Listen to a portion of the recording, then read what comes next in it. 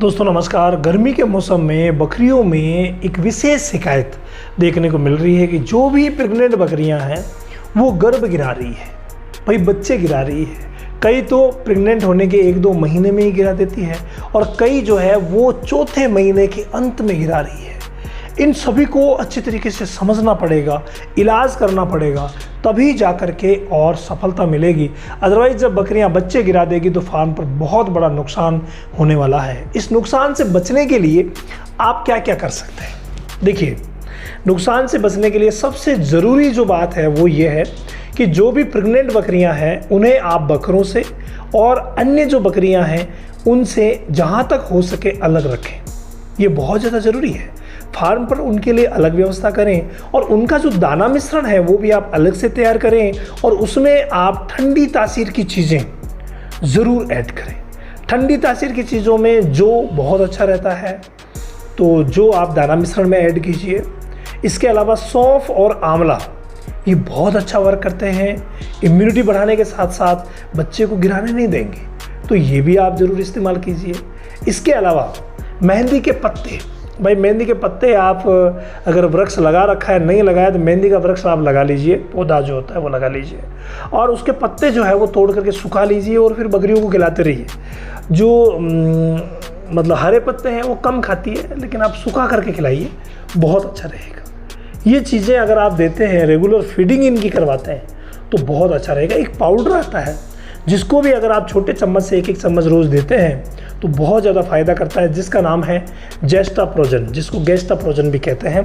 तो ये जो जेस्टाप्रोजन पाउडर है ये भी आप ज़रूर दीजिए। इसमें जो पाउच आते हैं उनमें से आधा चम्मच से 1 चम्मच पाउडर जो है वो प्रति बकरी प्रतिदिन दिया जा सकता है।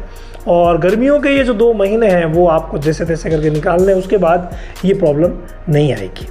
अब कई बार क्या होता है कि इसके बावजूद भी प्रॉब्लम आती है, उसके पीछे जो रीज़न रहता है ना वो रहता है दोस्तों विब्रियोसिस और ब्रुसेला का। ब्रुसेला जो कि अंतिम महीने में, जो मैंने बताया कि चौथा महीना उतरने के बाद अबॉर्शन होता है, वो ब्रुसेला की वजह से होता है। और जल्दी ही जैसे महीने 2 महीने में ही मान लीजिए, कईयों में तो बच्चा भी अंदर गल जाता है, सड़ जाता है बुरी तरीके से, महीने 2 महीने में ही ख़राब हो जाता है। तो वो जो अबॉर्शन होता है वो विब्रियोसिस की वजह से होता है। विब्रियोसिस और ब्रुसेलोसिस दोनों पर मेरे वीडियोस बने हुए हैं, वो आपको डिस्क्रिप्शन में मिल जाएंगे, ज़रूर देखना, ताकि इनको भी आप अच्छे तरीके से क्योर करो। और जो मैंने इलाज बताया है वो आप अभी से शुरू कर दो तो बहुत अच्छा रहेगा। कई बार क्या होता है, एक इंजेक्शन आता है जिसका नाम है प्रोजेस्टेरोन का इंजेक्शन है, ड्यूराप्रोजन के नाम से भी आता है।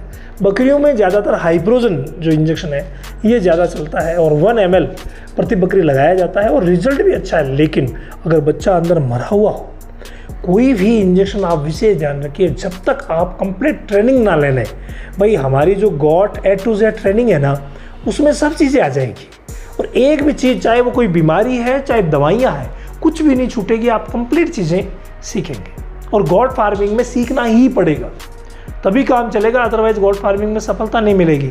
तो हर महीने की 1 तारीख से शुरू होता है, इस महीने भी 1 तारीख से शुरू हुआ है, तो आप ज्वाइन कर सकते हैं। अगर लेट हो गए तो अगले महीने ज्वाइन कर लीजिए, जबकि एक बार आपको ये A to Z ट्रेनिंग करनी ही पड़ेगी, ताकि सभी चीज़ों को जब आप जान जाएंगे ना उसके बाद कहीं भी प्रॉब्लम आपके साथ नहीं होगी। यहाँ मैं बात करूँ तो इस इंजेक्शन का इस्तेमाल जो है तभी किया जाता है जब बच्चे जीवित हों और बच्चों को हमें अंदर रखना हो। तो ये पशु चिकित्सकों का विषय है। अगर आप में भी अनुभव आ गया है तो आप पता करके और फिर लगा सकते हैं, लेकिन निवेदन यही रहेगा कि जो भी इंजेक्शन आप लगाते हैं पशु चिकित्सक से ही लगवाइए तो अच्छा रहेगा। इस 1 से यानी 1 से 1.5 ml इंजेक्शन का इस्तेमाल जो है वो एक बार होता है और अगर अच्छा लगता है, रिजल्ट मिल जाता है तो 7 दिन बाद इसको रिपीट भी किया जा सकता है। बहुत ही शानदार रिजल्ट के साथ आप बकरियों को जो गर्भ गिरा रही है उनको रोक सकते हैं, लेकिन सभी बीमारियों को समझ करके और फिर इलाज किया जाता है। या फिर पशु चिकित्सक की मदद लीजिए तो वो सारी बीमारियों को समझ करके ही ट्रीटमेंट देंगे। लेकिन जो शुरुआती मैंने देसी चीज़ें और ठंड की चीज़ें बताई उनको आप बेझिझक दे सकते हैं। गर्म तासीर की चीज़ें कभी भी मत खिलाइए, यही वो फॉर्मूला है जो बच्चों को गिरने से रोक सकता है या बिन बकरियों की सुरक्षा कर सकता है।